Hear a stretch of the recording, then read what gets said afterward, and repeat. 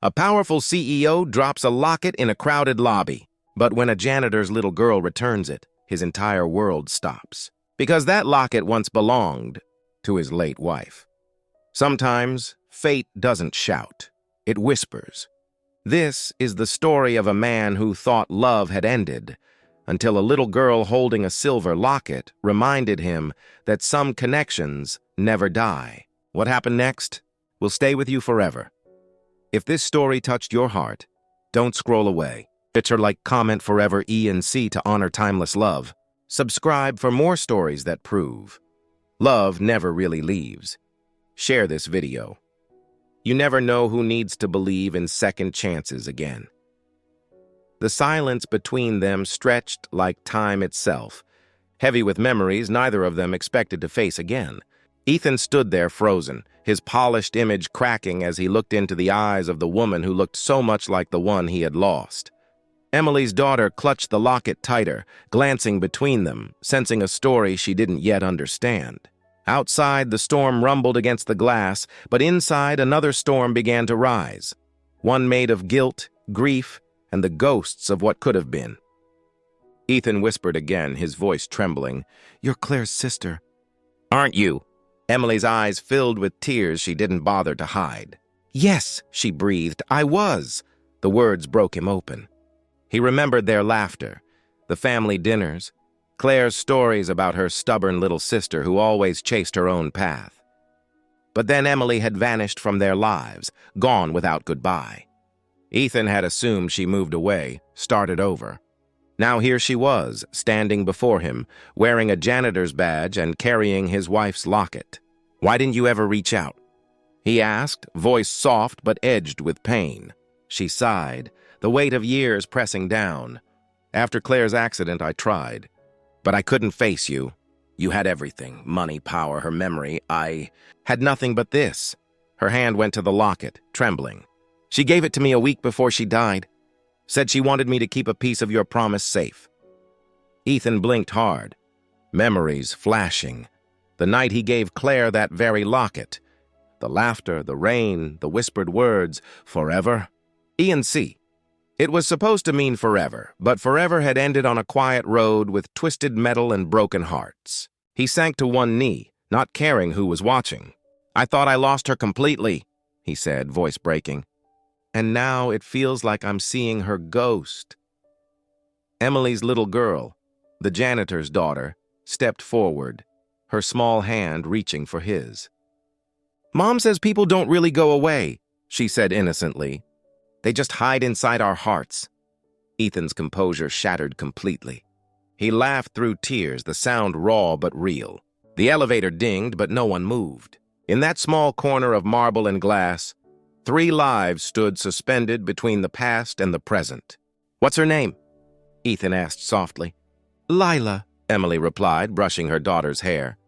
"Claire's favorite name." Ethan smiled faintly, the irony both beautiful and cruel. For the first time in years, he felt something he couldn't sign, buy, or plan. Connection.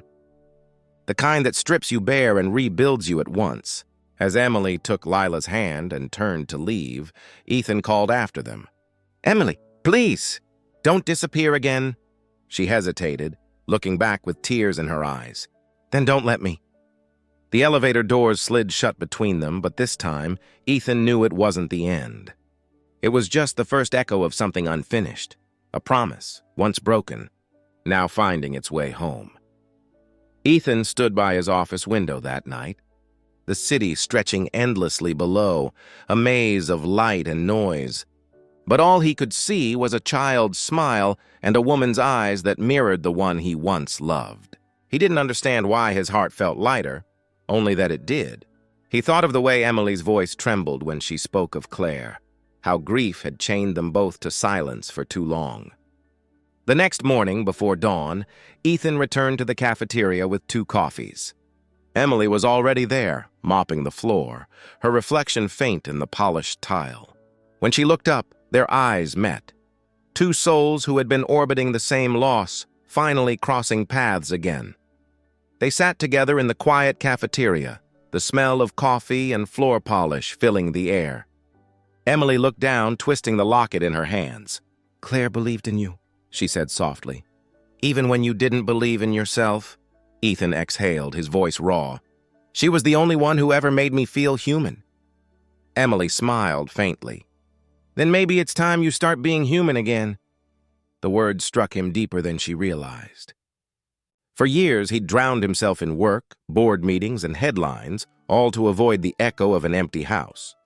But now, sitting across from the woman who carried pieces of the same heart he once lost, he felt something stir again. Not love yet, but the possibility of healing. Days turned into weeks. Their conversations grew easier, their laughter more natural. Ethan started visiting the maintenance wing during lunch, pretending to inspect equipment just to talk to Emily and Lila. He found joy in the little things. Lila's drawings taped on the break room fridge, Emily's sarcastic jokes, the way she'd roll her eyes when he offered to help mop the floor. For the first time, Ethan didn't feel like a CEO.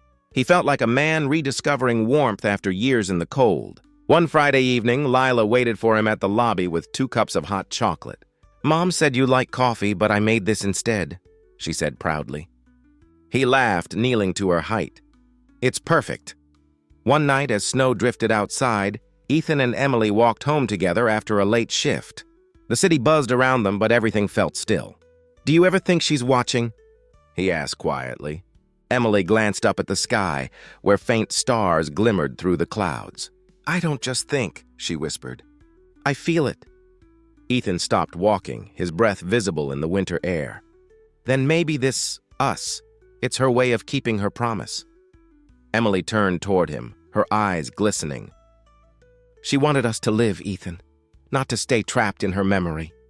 That night, when Ethan tucked Lila's drawing into his wallet, a crayon heart that read, "You're not alone," he felt something shift inside him.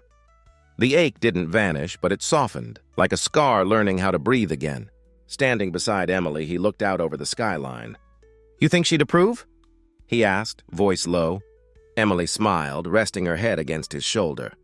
"No," she said with a teasing glint. "I think she planned it." Above them, lightning flickered beyond the clouds, not angry but alive. For the first time in years, Ethan felt the warmth of love return, not in grand gestures, but in quiet moments that healed what grief had broken. Because sometimes love doesn't die when life ends. It simply changes its form, waiting patiently for 2 broken hearts to find their way back to it. And as he whispered softly into the night, the words from that old locket seemed to echo back. "Forever E&C, forever and beyond." As the city lights shimmered below, Ethan took one last look at the silver locket resting in his hand, the same one that started it all. It wasn't just a memory anymore. It was a bridge between what was lost and what was found again. Claire's love had never left him. It had simply changed form, guiding him toward new life, new laughter, and a family he never saw coming. Sometimes destiny doesn't knock, it whispers. And when you finally listen, it leads you home.